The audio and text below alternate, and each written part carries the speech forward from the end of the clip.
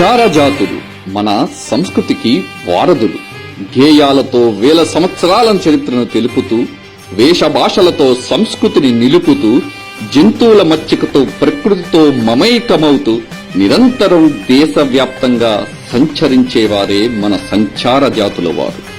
1857 స్వతంత్ర పోరాటంలో కీలక పాత్ర పోషించి బ్రిటిష్ వారిచే క్రిమినల్ ట్రైబల్స్ యాక్ట్ తో అణిచివేయబడ్డారు. స్వతంత్రం వచ్చిన తరువాత ఆగస్టు 31, 1952లో చట్టపరంగా విముక్త జాతులుగా గుర్తించబడ్డారు.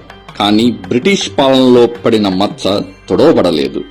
దేశంలో సుమారు 1400కు పైగా, రాష్ట్రంలో 64 పైగా తెగలు ఉన్నవారు సంచార జాతుల్లో ఉన్నారు. Ration card, voter card, Aadhaar కార్డుతో సహా ఎటువంటి చిరునామా లేని సామాజిక అనాథలుగా సంచార జాతుల వారు జీవిస్తున్నారు.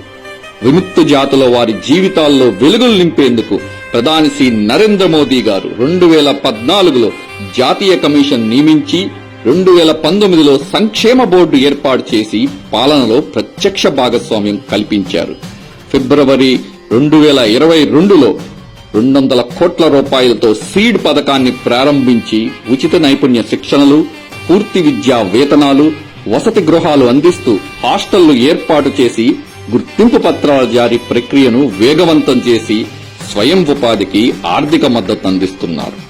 రాష్ట్రంలోని సంచార జాతుల వారు ఎదుర్కొంటున్న సమస్యలకు శాశ్వత పరిష్కారం చూపట మోదీ ప్రభుత్వం అమలు చేస్తున్న పథకాలను అందరికీ అందించేందుకు బీజేపీ ఆంధ్రప్రదేశ్ చేపడుతున్న మహోత్తర కార్యక్రమం స్ఫూర్తి.